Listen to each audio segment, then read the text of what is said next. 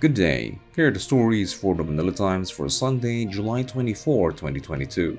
President Ferdinand Bongbong Marcos Jr. has vetoed a proposed bill seeking to strengthen the Office of the Government Corporate Counsel, or OGCC, due to the inequity in compensation and substantial fiscal risk it may bring to the country, Malacanang announced on Saturday. Press Secretary Rose Beatrix Trixie Cruz Angeles said Marcos vetoed Senate Bill or SB 2490 and House Bill or HB 9088 titled An Act Strengthening the Office of the Government Corporate Counsel or OGCC by rationalizing and further professionalizing its organization, upgrading positions, and appropriating funds therefore. SB 2490 or HB 9088 seeks to improve the legal services of government corporations to address their expanding needs. Among the salient features of the bill is to make the agency's employees' positions, salaries, and benefits upgraded to be at par with their counterparts in the Judiciary Branch, Office of the Solicitor General, and Court of Appeals. In his veto message to the House of Representatives, Marcos said this may be achieved with the strengthening of the OGCC as the principal law office. The OGCC, under the jurisdiction of the Department of Justice or DOJ, has control and supervision over the legal departments of government corporations and has the authority to allow the hiring of private lawyers by government corporations. President Ferdinand Bongbong Marcos Jr. has reappointed J. Prospero Popoy de Vera III as chairman of the Commission on Higher Education or KUWTT, Malacanang announced on Saturday. Press Secretary Rose Beatrix Trixie Cruz Angeles said that the president also named Sandiganbayan Associate Justice Alex Quiroz as chairman of the Governance Commission for Government-Owned or Controlled Corporations and former lawmaker Franz Joseph George Alvarez as acting president and chief executive officer of the Philippine National Oil Corporation or PNOC. De Vera was previously appointed KUWTT commissioner by former President Rodrigo Duterte with a tenure lasting from October 2018 to July 21, 2022. Before joining the Duterte administration, De Vera was University of the Philippines Vice President for Public Affairs from 2011 to 2016. Marcos also named Rosalia Villegas de Leon as Treasurer of the Philippines, Emmanuel Buenaflor Salamat as Executive Director of the National Secretariat of the National Task Force to End Local Communist Armed Conflict, Epimaco Verano Densing III as Undersecretary of Department of Education, Ferdinand Galvez Sevilla as President of the Philippine Public Safety College, and Benny Diaz Antiporda as Acting Administrator and member of the Board of Directors of the National Irrigation Administration. The other new appointees were Monica Prieto Teodoro as Special Envoy of the President to the United Nations Children's Fund, Philippe Jones Luillier as Ambassador Extraordinary and Plenipotentiary to the Kingdom of Spain, including the Canary Islands, and Pedro Ramirez Lilo as Ambassador Extraordinary and Plenipotentiary to the State of Israel. Filipino Olympian pole vaulter Ernest John E.J. Obiena on Saturday advanced to the finals of the 2022 World Athletics Championships in Oregon, USA. The 26-year-old Obiena cleared 5.75 meters, finishing third in Group B and sixth overall in a field of 32 competitors. Only 12 out of 32 participants, including the lone Asian Obiena, made it to the final round.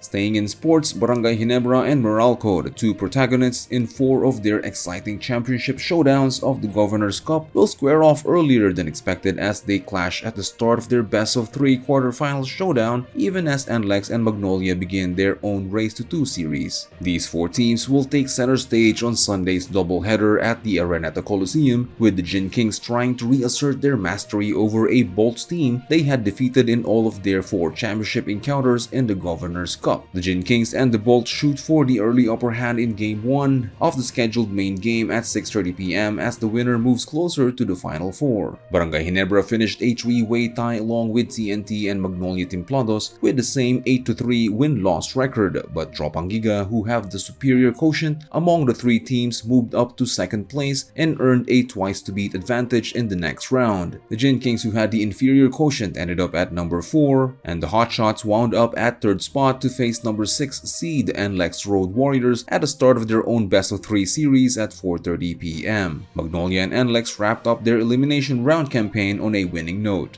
In other news, several senators have bared their expectation of President Ferdinand Bongbong Marcos Jr.'s first State of the Nation address or SONA on Monday. Senator Francis Chis Escudero said he expects Marcos to reveal a concrete plan on how to solve the country's problems. The senator reminded that the SONA should not merely be an oratorical piece, but a list of what must be done. Escudero said he is looking forward to the release of the proposed 5.2 trillion pesos national budget for 2023, adding it would determine if the SONA promises were indeed funded. Meanwhile, Senator Christopher Lawrence Bongo said he is expecting Marcos' SONA to give special focus on pandemic response. Go, chairman of the Senate Committee on Health and Demography, said he hopes that Marcos will prioritize policies that will strengthen the country's healthcare system, improve the nation's ability to withstand natural disasters, and guarantee food security for Filipinos. Senator Ronald Bato de la Rosa said he is hopeful that Marcos will state in his SONA that the peace and order achievements of his predecessor, the Duterte administration, like the campaign against legal drugs, criminality, and terrorism, will be sustained under his administration. In business, multi-awarded writer and geopolitical analyst Wilson Lee Flores believes that there is so much to gain from an ongoing bilateral friendship between the Marcos administration and China that outweighs its disadvantages. Speaking in a webinar last Thursday, Flores explained that there would be an infrastructure cooperation as the Philippines Build program and China's Belt and Road Initiative both focus on constructing modern infrastructures. Flores also talked about the importance of the world's largest free trade agreement, the Regional Comprehensive Economic Partnership or RCEP, and how it could also be another opportunity for the country.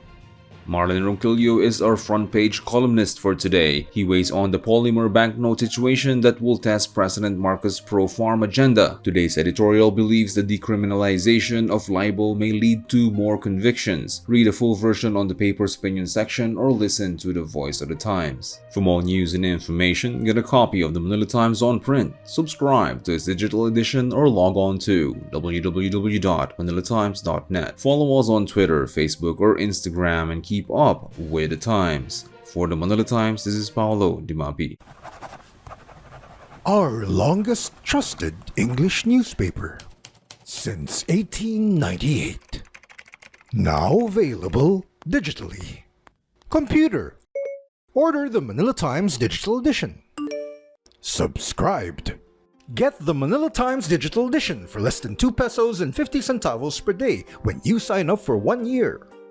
The Manila Times, news source of choice, trusted since 1898.